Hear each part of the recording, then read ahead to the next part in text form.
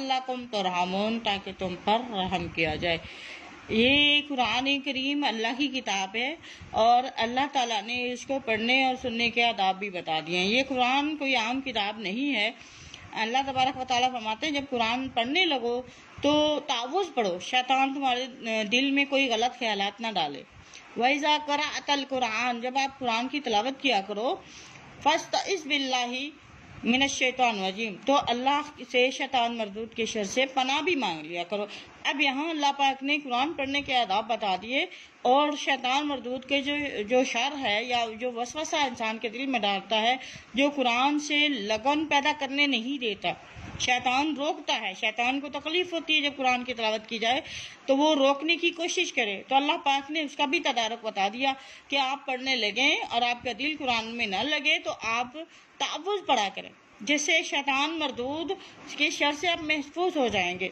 لہٰذا یہ قرآن پاک کی تلاوت کو غور سے سنیں، اور سب سے بہترین انسان وہ ہے جو قرآن پڑھتا تو ہے اور اس کو سمجھ کے پڑھتا ہے، اس کے معنی مفہوم سمجھ کے پڑھتا ہے۔ آقا علیہ السلام نے فرمایا خیرکم من تعلم القرآن وعلمہ، تم میں سے سب سے بہترین انسان وہ ہے جو قرآن پڑھتا بھی ہے اور دوسروں کو پڑھاتا بھی ہے۔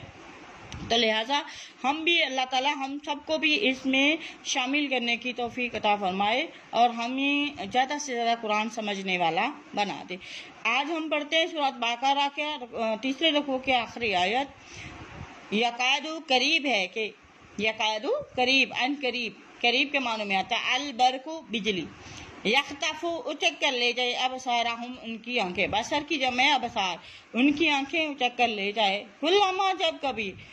اضاء روشنی آتی ہے، روشنی چھا جاتی ہے، لہم ان لوگ منافقوں کے لیے مشوب چلتے ہیں،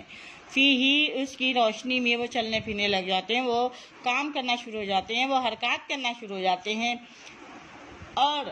وائزا، اور جب اسلم، جب اندھیرا چھا جاتا ہے، علیہم ان کے لیے، قامو وہ سب کھڑے ہو جاتے ہیں، پریشان ہو کے کھڑے ہو جاتے ہیں، وہ لو، اور اگر شاء چاہے اللہ، اللہ اگر اللہ چاہتا ہے یا اللہ چاہے، لذہابا تو لے لے، چھین لے، بسمعہم ان کے سماعت، ان کی قوت سماعت، ان کے کان چھین کر لے جائے، اللہ پاک ان کے کان ہی بند کر دے، ان کے کان ہمیشہ کے لیے ختم کر دے، وہ ابصارہم اور ان کی آنکھیں بھی ختم کر دے ہمیشہ کے لیے۔ ان ایسا کرنا ہے، ان اللہ، کیونکہ اللہ پاک، بے شک اللہ پاک، علی کل شیء ہر چیز پر قادر ہے، اللہ پاک ایسا کرنے پر، ہر کام کرنے پر قادر ہے۔ اللہ پاک ان کی سماعت چھین سکتا ہے، اللہ پاک ان کی بصارت چھین سکتا ہے، اللہ پاک ان کی سماعت بصارت ہوتے ہوئے بھی ان کو قوت سماعت اور قوت بصارت سے محروم بھی کر سکتا ہے۔ وہ حق بات دیکھتے ہوئے لیکن وہ سن نہیں پائیں گے، اور یہ بدنصیبی ہے ان کی، اور ان کے گناہوں کی وجہ سے اللہ پاک نے ان کے دلوں پر جو مہر لگائی ہے کہ ظاہری طور پر ان کے پاس سب کچھ موجود ہے، قوت سماعت بھی ہے، قوت بصارت بھی ہے، قوت گویائی بھی ہے، لیکن یہ حق بات نہیں دیکھ سکیں گے۔ یہاں پر یہ وہ منافق ہیں جب اسلام میں داخل تو ہوئے تھے زبان سے اقرار کر کے، لیکن اقرار کرنے کے بعد جب دیکھیں اسلام پر، مسلمانوں پر مشکل حالات آئے ہیں تو اس وقت ان کا ایمان ڈگمگانے لگا اور وہ شک میں پڑ گئے کہ اب انہیں ہر طرف سے موت نظر آنے لگی۔ تو ایسے حالات میں اللہ پاک فرماتے ہیں کہ یہ وہ لوگ ہیں جب ان کو اسلام میں یا کسی بھی مسلمانوں پر، آقا علیہ السلام پر جب مشکلات آئیں تو یہ کھڑے ہو گئے، یہ موت کے خوف کی وجہ سے ڈٹ گئے، ہٹ گئے، پیچھے ہٹ گئے،